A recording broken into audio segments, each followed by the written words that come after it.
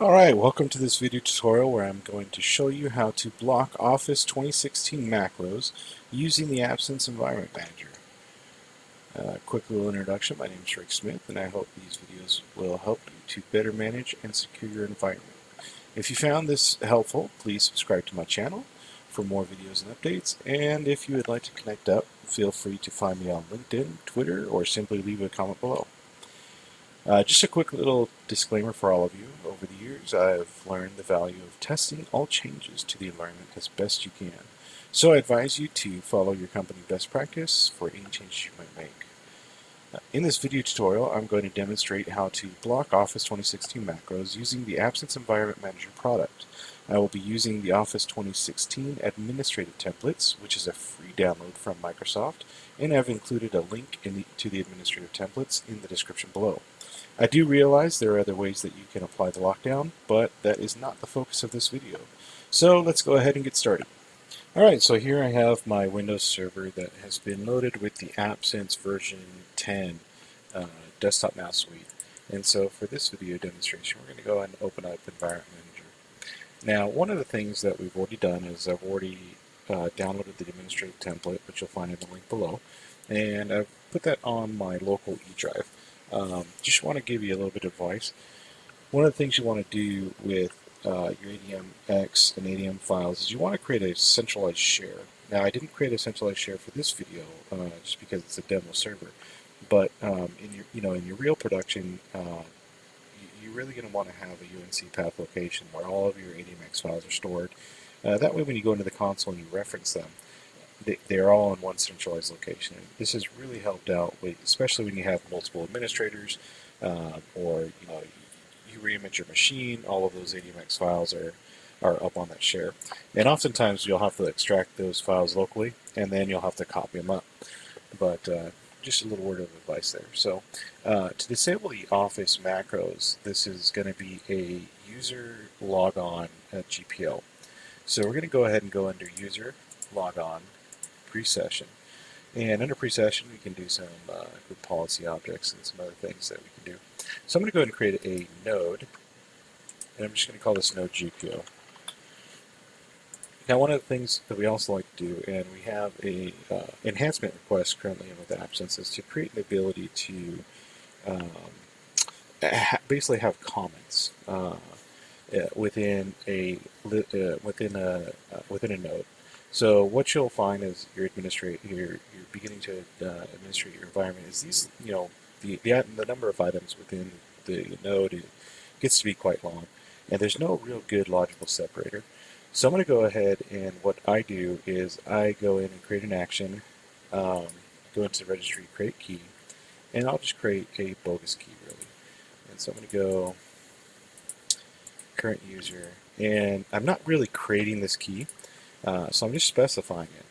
But what I'm doing is when I go into general, basically what I do is 10 dashes or so, Microsoft Office 2016 is what I'll call it. And I'll copy the same amount so it looks nice on both sides. And then I'll go ahead and hit OK, but then I'm going to come in here and I'm going to actually disable this. And so technically this is an action item. This is kind of one of our ways to get around the limitations, one of the few limitations of the product. And it just helps us with the visibility as we're going through a lot of these to say, hey, okay, yeah, this is Office 2016 under our global policies that we're setting and things like that. So if you like that idea, feel free to hit up AppSense yourself about getting that feature enhancement escalated. Otherwise, if you're welcome to use that idea as well. So under here, we're going to go ahead and we're going to go ahead and create the group policy and then reference the AMX file. So as mentioned before, I installed this locally, but what you're going to want to do really is have that UNC path share. So I'm going to go to Microsoft Office 2016, the ADMX folder where the ADMX files are stored. I'm going to go ahead and apply this policy permanently. And what this does is, if you're unfamiliar with how it works, is at user logoff, if you apply it at logon, it'll unapply at logoff. If you do it at computer startup, at shutdown, it applies the policies. So it kind of returns it back to a base state, a clean state, if you will. But for our purposes, we want this policy to apply. We want it to stick. We don't want it ever to come off. So I'm going to go ahead and check that. I'm going to hit add, and you'll see that immediately it pops up um, the AppSense rules or settings that I'm referencing. And so you note that we have all the Office 2016 products here. So this setting specifically is under Excel options. You go to security. Under Trust Center, you want to do block macros running Office files from the internet. So you can go ahead and double click that and hit enable.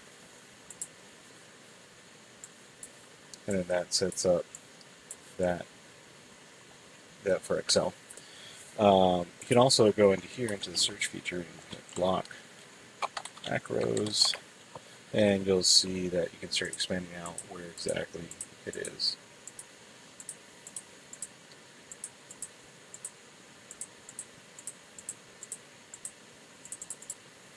And you can select each one. So go enable, enable those in. And I want to also show you another, I don't know if you want to call it limitation of the product, but one of the things that we've learned is it becomes a little bit difficult when you apply this policy. So for example, I'll go in here, and oftentimes I'll change the description, GPO,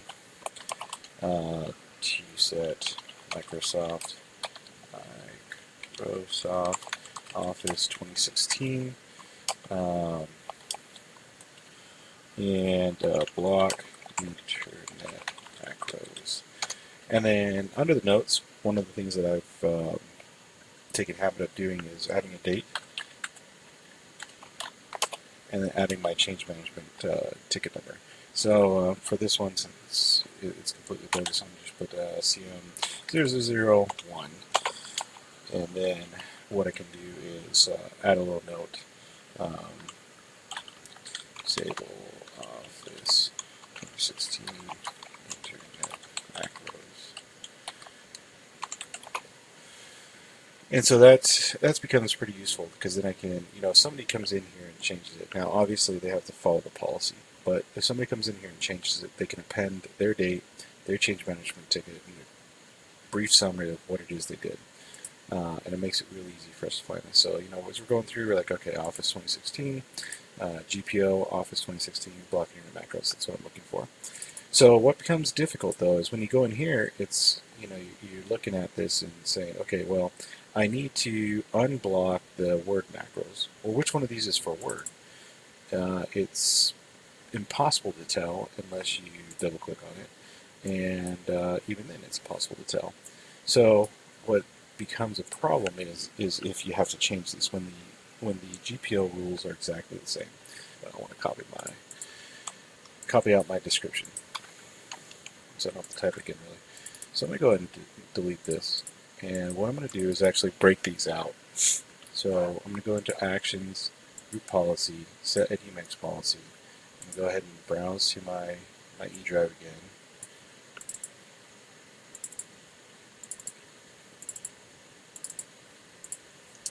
And then I'm going to go ahead and set the policy for the macros. But I'm just going to do it for Excel.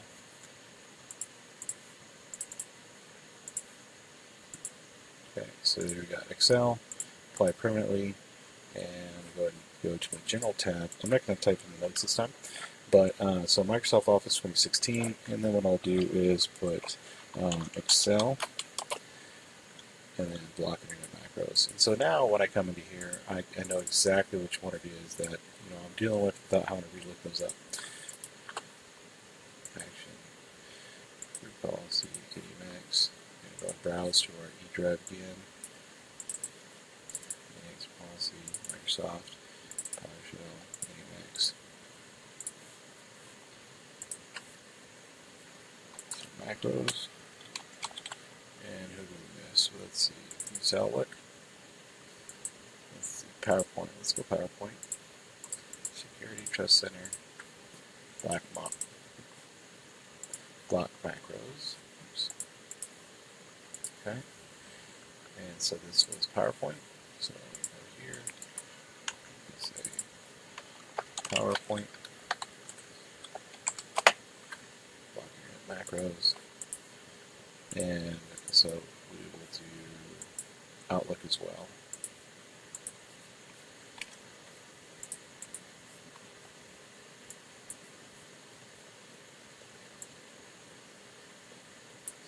E drive, AMX, Microsoft, Windows 16.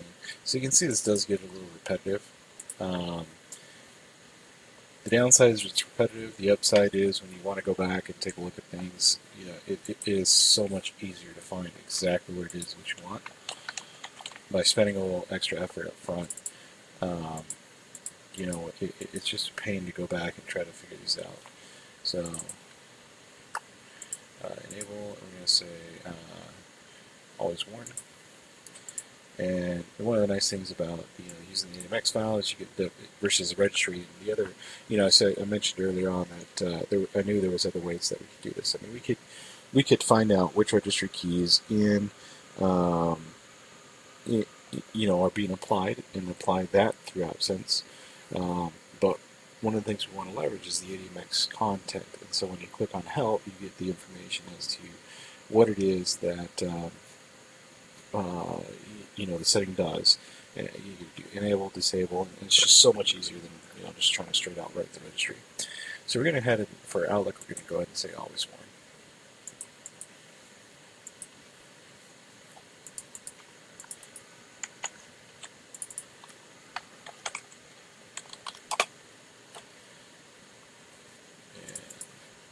So I'm going to apply that policy group. So I'm going to go. Usually I'll go back in and I'll double check my settings, make sure that I've applied them correctly, and everything's into permanent. One of the other bits of advice, so I went ahead and called it out as this action item is being called block internet macros. One of the things that we'll really do is come in here and since the setting is found in Trust Center, oops, I'm sorry, macros. A lot of times what we'll do is we'll say, okay, it's within the Trust Center, because you'll have multiple settings in here. So we'll go ahead and say instead of blocking your macros, we'll just say Trust Center, settings. And so when we do want to come in and add additional policies that are specific to the Trust Center, we can do that without having to really modify the description. So if I wanted to set this as well, I know that, hey, these are all the GPOs applying to the Excel Trust Center.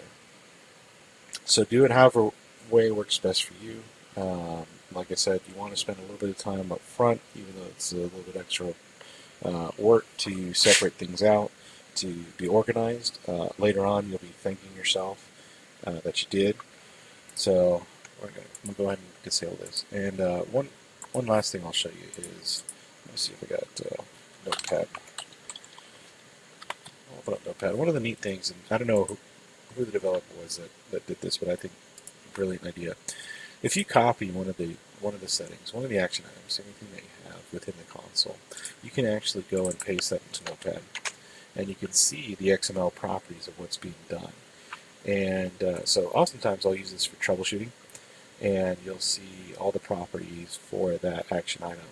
And so for here, I can see that I'm using the Excel ADMX. It's being applied to the user. Specifically, what's going to happen with this property is that it's going to go to the current user registry hive. It's going to go to this registry key location. It's going to set this registry key with this value, and it's going to be a D word. So there's a lot of stuff there. Oftentimes I'll come in here and troubleshoot and take a look and say, okay, well, what is it doing? What's going on? How can I double check it? Things like that. So I hope that was useful to you, and so you just now go ahead and save your settings and your configuration wherever it is you're setting it. So hope this video was useful to you. If so, please subscribe. Again, contact me LinkedIn, Twitter, or find me on in the comments below. Thanks, guys.